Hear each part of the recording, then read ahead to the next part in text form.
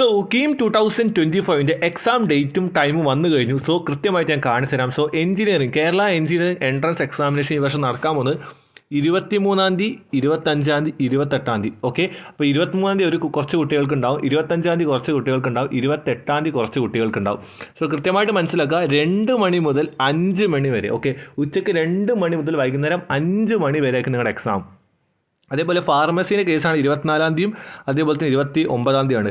29-ാം തീയതി ഒരൊറ്റ സെഷനുള്ളൂ, 3:30 മുതൽ 5 മണി വരെ. പക്ഷേ 24-ാം തീയതി 11:30 മുതൽ 1 മണി വരെ, 3:30 മുതൽ 5 മണി, 2 സെഷനായിട്ടാണ്. കാരണം വെച്ചാൽ അവർക്ക് കുറേ കുട്ടികളുള്ളതുകൊണ്ടായിരിക്കും. അപ്പോൾ ഞാൻ വീണ്ടും പറയാണ്, നിങ്ങൾ നമ്മുടെ ചാനൽ മെയിനായിട്ട് എഞ്ചിനീയറിങ്ങിൻ്റെ കാര്യങ്ങൾ ഇടാറ്. അപ്പോൾ എഞ്ചിനീയറിംഗ് കേസ് ഒന്നുകൂടി പറയാം, ഡേറ്റ് കൃത്യമായി നോക്കുക. 23, 25, 28 ഏതെങ്കിലും ഒരു ദിവസമായിരിക്കും നിങ്ങൾക്ക് എക്സാം ഉണ്ടാവുക.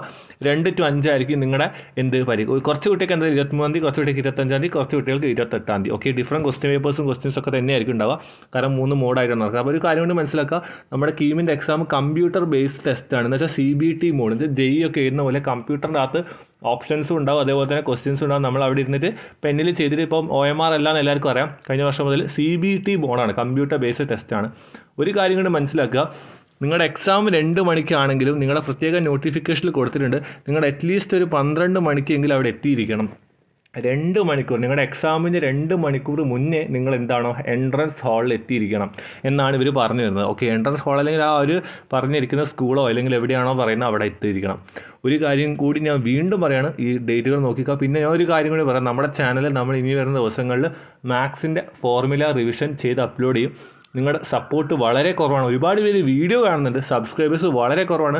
സബ്സ്ക്രൈബേഴ്സ് ഒന്ന് മാക്സിമം നിങ്ങൾ ബൂസ്റ്റ് ചെയ്ത് തരിക. അങ്ങനെ ബൂസ്റ്റ് ചെയ്ത് തരികയാണെന്നുണ്ടെങ്കിൽ നമ്മൾ കിഡിലൻ വീഡിയോസ് തരും. കീം എക്സാം മാത്രമല്ല, കീം എക്സാമിന് ശേഷം ഒരുപാട് പ്രൊസീജിയേഴ്സ് ഉണ്ട്, കംപ്ലീറ്റ് പറഞ്ഞുതരും. അതിനുശേഷം ഏറ്റവും ബെസ്റ്റ് കോളേജ് എങ്ങനെ സെലക്ട് ചെയ്യുക, ഒരുപാട് കാര്യങ്ങൾ ഹെൽപ്പ് ചെയ്യും. ഓക്കെ, ഞാൻ GC തൃശ്ശൂരിലെ ഫൈനൽ ഇയർ EEE സ്റ്റുഡൻ്റ് ആണ്. അപ്പോൾ ഒരുപാട് വീഡിയോസ് നമ്മൾ ചെയ്യും. അപ്പോൾ നിങ്ങൾ കൂടെ നിൽക്കുക.